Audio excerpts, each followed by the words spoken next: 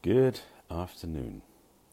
Hi, and welcome to my daily Facebook Live. My name is Barry Selby. This is Messages from the Masculine to Inspire the Feminine Heart, number 189. And today, I'm taking the gloves off. Let me get to that in a second. First of all, let's start with saying hi, and if you haven't watched me before, my introduction is, my name is Barry Selby. I am a passionate champion for the divine feminine, a best-selling author, speaker, and relationship attraction expert helping strong, successful women find balance in love, life, and business. And today's topic, I won't say it's ripped from the headlines, but it certainly includes at least 3 conversations or posts or articles I've read today that just stirred this up in me, so I want to talk about it. And that is this.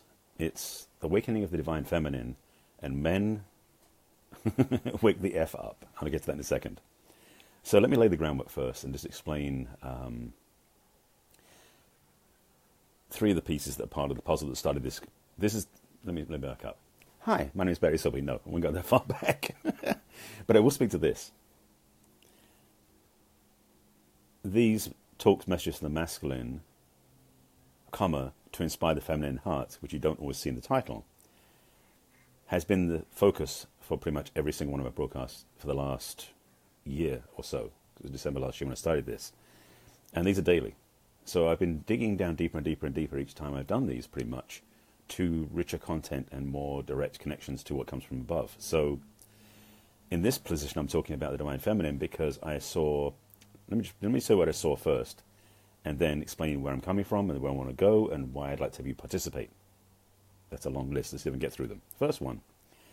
On a friend's wall, who's a dating matchmaker coach, she posted a picture of this, I think, friend of hers, a woman who was beaten up big time by her guy. And they outed him on Facebook. She went to the cops, LAPD, and filed a claim. I mean, she had, beaten up, bruised. It was horrible. And she's a beautiful woman. I mean, she doesn't look very beautiful in the picture, but she looks, broken nose, busted lip, cuts and bruises all over her face. And that really, as I said in the article, it's like, this guy doesn't deserve to be with any woman the way he treated her. And that really pissed me off. Well, I don't say it that way. It didn't piss me off. It triggered me, yes. But also stirred up something about speaking up about this because I'm sick and tired of this. Second one was a comment that a woman posted on the replay of a conversation with my friend Diane last week, which is on YouTube, it's on Facebook as well, about abuse and what she went through. And it really, it pulled my heart. I mean, it does that. It's what I really feel is most evoked by this. Third piece, and I'll talk about this again, but the third piece was talking to a friend of mine today. And by the way, mark your calendars. Tomorrow, 1 p.m. Pacific time, my friend Erin and I will be doing a dual broadcast on Facebook Live, on her wall and mine, speaking about divine feminine, divine masculine. Because there's a piece that's so clear, she's talking about in her relationship, and this is much more subdued than the other 2 pieces I've talked about. In that, with her relationship, there was this difference in choosing to grow. Like, she was growing and committed to the path, and he was not willing to do that, and it pulled them apart. Now, I talk about the rubber band relationship experience, which is in my book, about how relationships often grow apart because one person grows, the other person doesn't. And rubber band between them breaks. Like, the thing that keeps them together is no longer there. But there's more to it than that. And having just seen, if you saw Time Magazine's People of the Year, or Person of the Year, People of the Year, of the Me Too women that stepped out and called men on their shit. Lots of stuff showing up right now. And a lot of this is reaction to the prejudice and pushing down of women by men for the last century or more. It's also to do with women discovering their power. Now, I did share about this a few weeks ago, about how I was concerned about some women would there be an overreaction from women who would then start shutting down any man they chose by calling them out for something they may not have done, or was simply an error in approach, not a outright sexual harassment, sexual abuse, sexual action that was not appropriate. A man may have said the wrong word, and a woman would get upset and call him out, which makes he gets painted with the same brush. So there's a qualification in here as well, minor one, but a qualification.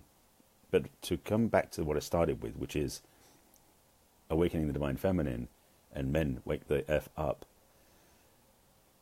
I feel what's happening at the moment, and it's not fully on yet, which unfortunately not happening yet. But the truth is, a lot of women I know who already are awake are waking up their sisters.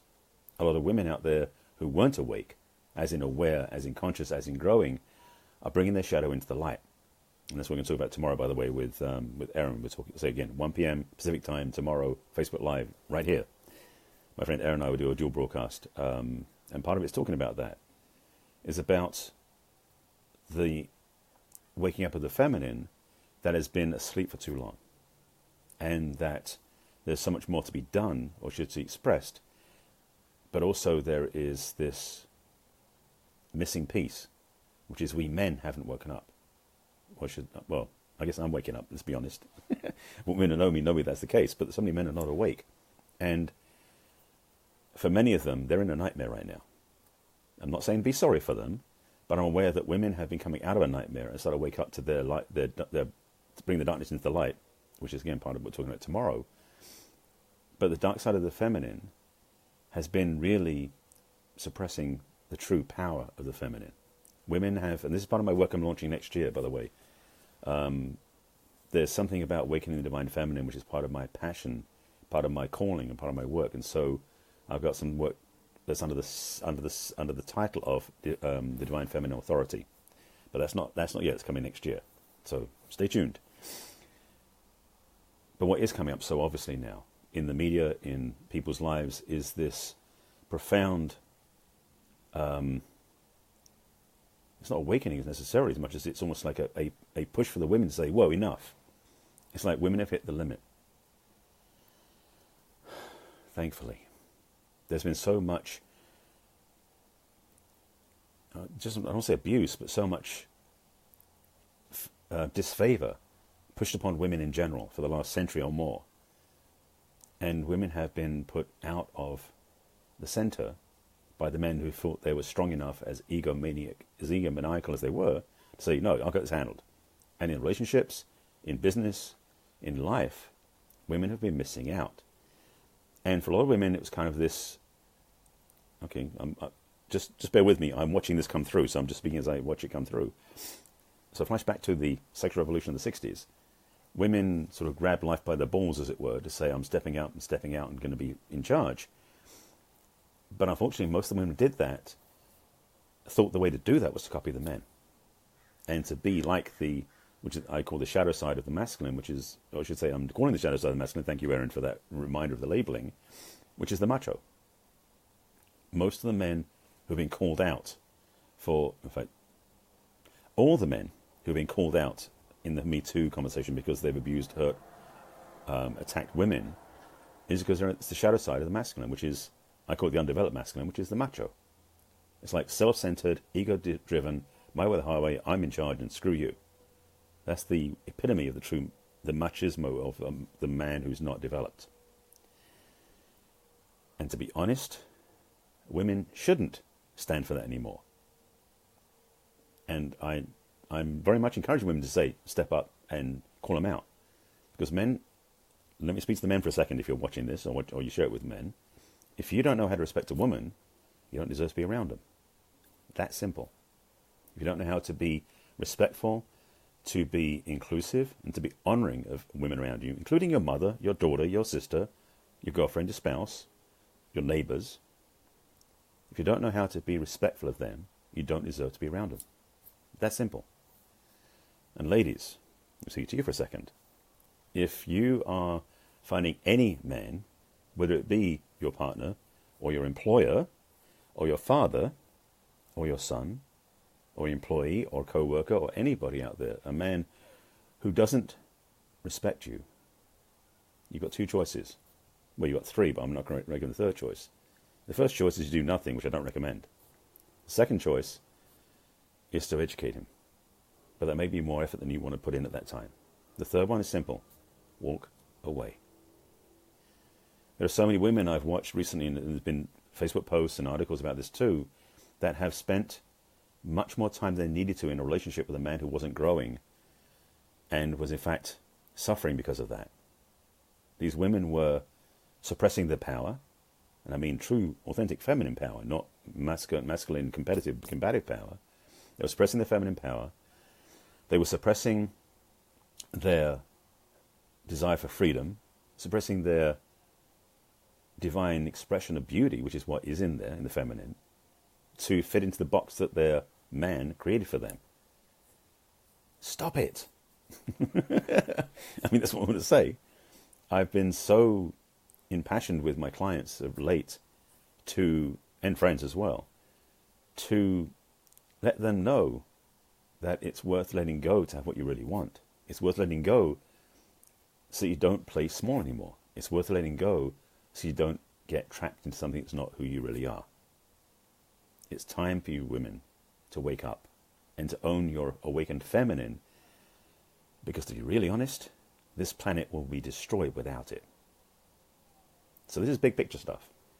Yes, I talk about this in love and relationships, but this topic in my work is going outside, or I should say expanding beyond the boundaries of a romantic relationship. It's stepping into speaking to women about how they can lead from the feminine in every area of their life. Business, love, life, all of it. My hand was in the picture then. It's big. So this is one of those talks. I've had a few of these along the way. They're not every day. This is one of the sporadic ones that shows up where I get into this deeper place of just inviting you, calling you, requesting your feminine presence in the world. I have a passion about this, as you maybe can guess. And because truthfully for me, this is it's my purpose. In a way, my purpose is about helping people have amazing relationships, but within that is helping people live authentically, living true to their nature, and to live in true transparency and vulnerability. We men can grow into that. I posted a video this morning or last night about how we men can step up into transparency and vulnerability. I highly recommend you watch that. Secondly, though, is a requirement for women to claim your true feminine space. By the way, it's not a how-to conversation. This is a inspirational nudge, if you want to call it that. And I want to just put this out there because it's been bugging me for most of the day because I've been watching these articles. I think that's it. But before I go, first of all, I'm sorry, I'm checking if there's anything. I'm scanning the display in my head to see if there's any more content to share about this. I think that's going to give you enough to think about. I don't want to reiterate, but you can watch it again if you got inspired and then go, what else do you want to say? Go back and watch it from the beginning. Second thing, totally off topic, but because this is present right now, because I just started feeling my lungs clogging up again, I invite you to please, with me, join me in holding light, holding prayer, holding space for, and if you've got ability to help, with anybody suffering from the fires in California. There's a couple down now in Marietta, one in San Diego, as well as the ones up here in Los Angeles. I was in Santa Monica this morning, which is the first day in 3 where it wasn't all smoky, but I could still feel it in my lungs. So we're not clear of it by any means. And up in Ojai, I know they've still got some major challenges, as well as in the Rye fire, and even with the fire up on, they call it Bel Air, but it's also the area there. So bottom line is this: please keep sending your prayers to everybody there. If you're in the area and you can help, either with a vehicle to help people evacuate, the challenge is going to be, if people need stuff, it's going to be probably better to do it, it sounds crazy as it is, to help out with money versus buying stuff for them, because distribution is going to be a challenge. Right now, the best thing is, if people need help moving, if you've got a vehicle, help them evacuate, be of support, and keep sending your light. So anyway, that's a whole different topic, but we'll just drop it in since that's on my mind today as well. And with that, thank you for watching my daily Facebook Live. This is number 189 in the ongoing series of daily Facebook Lives. These are hopefully to inspire you, evoke things in you, and have you think about life a little differently. If you want to watch the rest of those, you can find them on my website, which is barryselby.com. You can click on the video blog navigation choice, and you can watch every one of them there. They're also on YouTube and on my personal page and business page too. Thank you for watching. Thanks for being with me. If you have any questions or comments, please put them below. If you ever want to get support in this area, please reach out to me over social media. You can do that. Or through my website, you can find a way to reach me there. This one's a deeper one. Homework assignments? What should homework assignments give you? Simple. Take care of yourself. There's a lot of stuff in the world right now which is challenging our ability to stay centered, to stay loving, stay present. None of that has relevance over you doing it first. Take care of yourself first. Love yourself first, then face the world. And with that, I will see you again tomorrow for number 190, my Daily Facebook Lives. And again, 1 p.m. tomorrow, Pacific time. I'll be joining on Facebook Live my friend Erin. We'll be talking about the Divine Feminine, Divine Masculine. It's going to be fun. So I'll see you again tomorrow. Bye.